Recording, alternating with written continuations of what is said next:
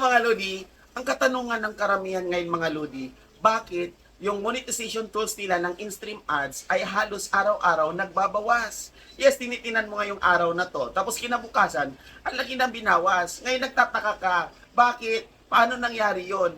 Yes, mga Lodi, yan yung katanungan ng karamihan ngayon na hindi natin masagot sa bakit nagbabawas. O di ba mga Lodi? Ngayon mga Lodi, alam naman natin na sa in-stream ads, kailangan po, bago tayo ma-monetize, kailangan ma-meet natin yung 60,000 minutes viewed. Ngayon mga Lodi, gusto mong malaman kung bakit siya nagbawas? Panoorin niyo po yung video ito.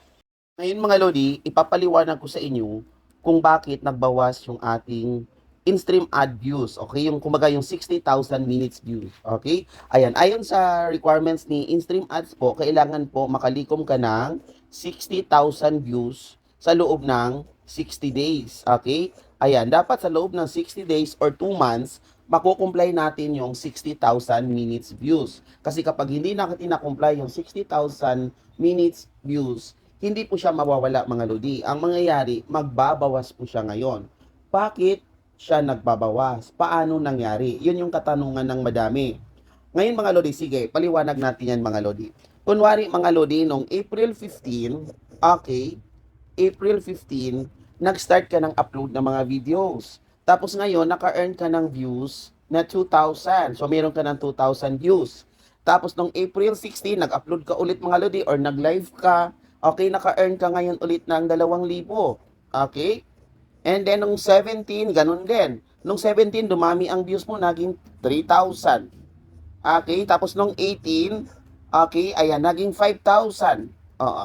Tapos, di ba mga Lodi, ang 60 days niya, di ba, April 15, so May 16, 1 month, May 15, 1 month, and then June 15 ang 2 months. So, halimbawa, so on and so forth, tapos pagdating ng June 15, okay, ayan, pagdating ng June 15, ang nalikom mong views is 55,000 minutes viewed lang.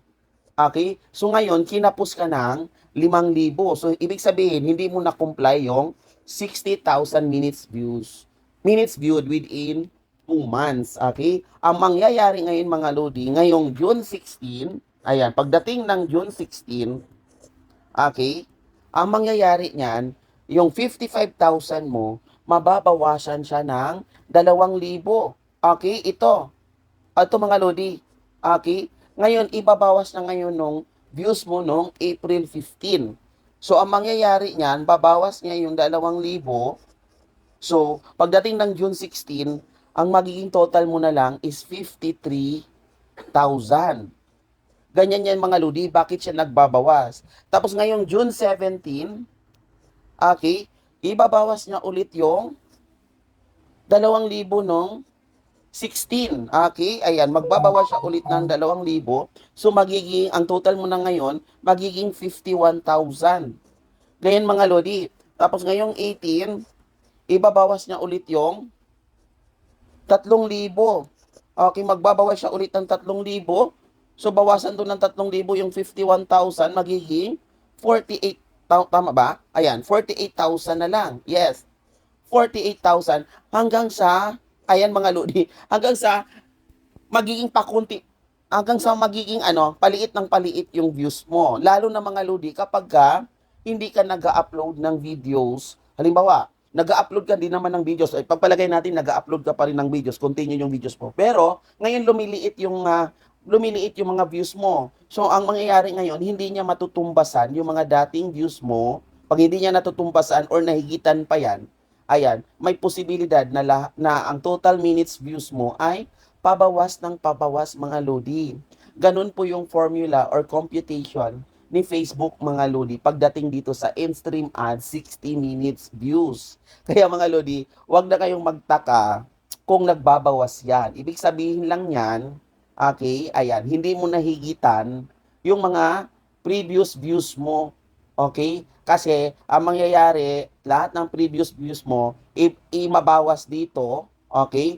Tapos, ayun, yung net nun, yun yung total views mo. Okay? Halimbawa, pagka nahigitan mo, halimbawa, itong 5,000 nung April 18 na, okay, ayan, nahigitan mo to, naka-earn ka dito ng 10,000. Okay? Ayan. naka-earn ka ng 10,000 noong 18. So, ang mangyayari dyan, di ba 48,000 ka na. 48,000 less 5,000, di ba ito? Babawas natin tong 5,000. So, magiging 43,000. Tapos 43,000 plus ngayon yung 10,000 mo. Okay, 43,000. Tapos nung halimbawa nung June 18, okay, may 10,000 minutes views ka. So i-add mo ngayon yung 10,000. Kasi binawas na natin yung 5,000 nung previous. So 10,000 na ngayon dito. So magiging 53,000.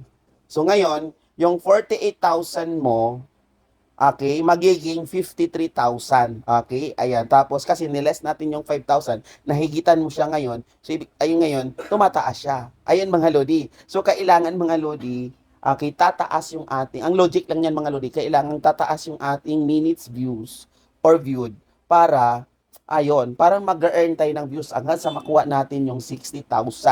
Kaya mga Lodi, wag na kayong tamarin mag-upload ng mga videos, okay? Para tataas ng tataas yung ating mga views, okay?